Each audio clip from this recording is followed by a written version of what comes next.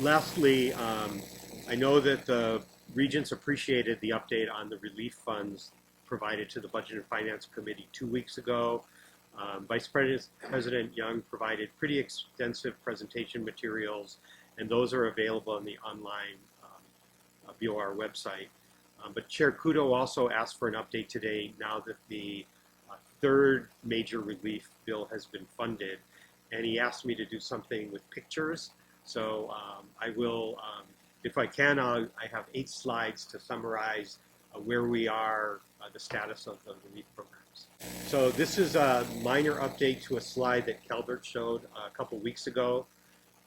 What is new here is the third relief bill, which was pending in Congress 2 weeks ago, was signed into law 1 week ago. These are large, complex, huge bills.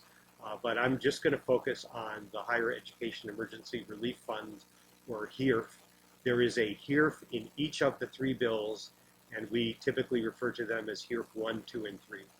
So I know this is, and I'll send this out, it's smaller than I realized. This is 4 slides summarizing the 3 bills, and this comes from the National Association of Student Financial Aid Administrators. I'll just highlight a few of the differences. The HEERF goes from $14 billion in HEERF 1 to $23 billion in HEERF 2 to $40 billion in HEERF 3. In general, HEERF 3 is about the size of HEERF 1 and HEERF 2 added together. I'll highlight just a couple of the key points. In HEERF 1, 50% of the allotment was required to be given out directly to students. In HEERF 2, they used the same number. That is, half of HEERF 1 is required to be given directly out to students. So it's less than half of HEERF 2, since HEERF 2 is bigger. And then in HEERF 3, they return to the 50% rule, must go out. In HEERF 1, the formula allocations were based on full-time student enrollment. In HEERF 2 and 3, they shifted this to equally recognize full-time equivalent student enrollment and headcount student enrollment. So this provided a distribution that was more favorable to institutions with more part-time enrollment. For us, that helped all of our community colleges. All 3 of the HEERF bills had an additional allocation of institutional support for minority-serving institutions.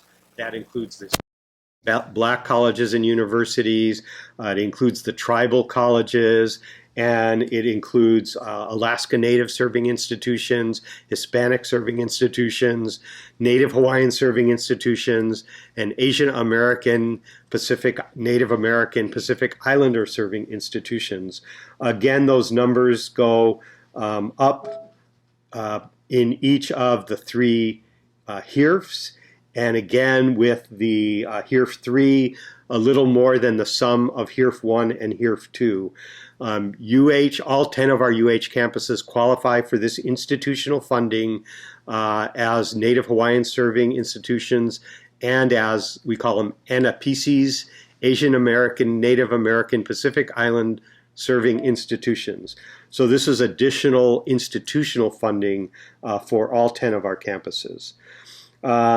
The uses are fairly prescribed. So this is not just money that we can spend on anything. HEERF 1 was the most constrained, where they laid out the expectation that we would be addressing direct costs and defraying expenses on shifting to online instruction. We got more flexibility in HEERF 2 and in HEERF 3. In particular, they give more general guidance about what's eligible and examples, and in particular, they allow for addressing lost revenue to institutions that can be attributed to COVID-19 impacts. Next slide. There's also, I'll just highlight one item on this page. In HEERF 1, they did not allow the student aid to go to purely distance learning students. that is those who were enrolled in purely distance learning environments prior to the pandemic. They released that restriction in HEERF 2 and 3. What has not been clarified, the previous administration in Washington, D.C. Provided guidance that financial aid could not be given to international students or to undocumented students. We have yet to receive guidance on this point from the Biden administration on either HEERF 2 or HEERF 3. And next slide. I'll just highlight one point here, and that is how long the money is good for. This is all one-time funding. HEERF 1 could be used for 1 year from when it was awarded. Largely that was awarded last spring, mostly in the April or so time frame. HEERF 2 also has a provision saying that we have 1 year from the date the funds are awarded. For HEERF 3, we do not yet know how long those funds would be available to us to be spent. Vice President Sirmos has been active in trying to get us no-cost extensions for all of these funds as well, and that in general we hope to be able to spread out their use to address, again, what we expect to be multi-year impacts of financial challenges for the entire state of Hawaii. Next slide. I want to highlight something called maintenance of effort, and similar language is included in all three bills. It applies slightly differently in each, but generally speaking, maintenance of effort is a requirement by the federal government that states not simply take or use the federal funds to replace as a reason to reduce state allocations.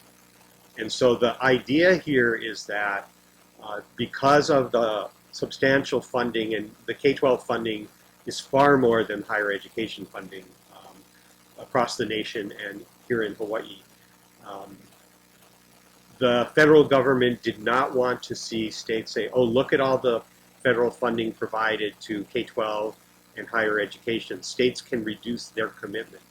So the requirement is that the reductions to education not exceed the reductions to the rest of state funding.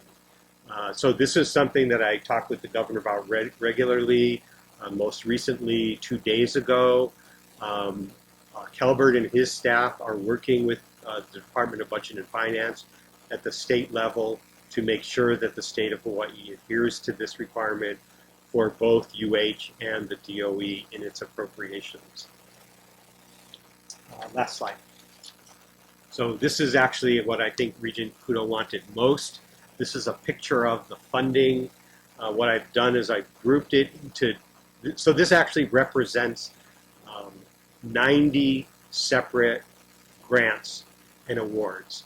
So it's 9 grants to each of our 10 campuses. None of this money comes to the UH system. It's all awarded directly. And the blue is the institutional money, and the red is the minimum student aid. And I should say that in all cases, the federal government has given permission and in some cases encouragement that to the extent possible, institutional aid can be used to award grants to needy students.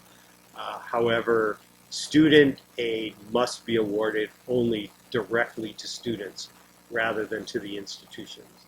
I want to highlight that the HEERF 3 that you see there, the American Recovery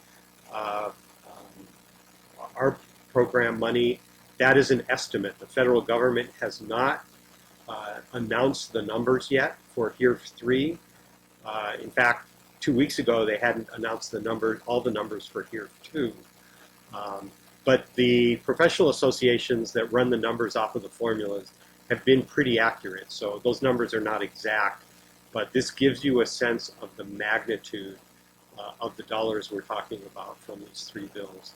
It's an incredible opportunity for us to make investments that we can connect to COVID to prepare ourselves for the future. But again, these are all one-time funds, and they can't be used for just anything. So I'll be working with the officers. I think we're at a pretty stable place now to understand what this looks like, to identify the ways in which we can really strengthen ourselves while these funds are available to really thrive and help Hawaii in the future moving forward.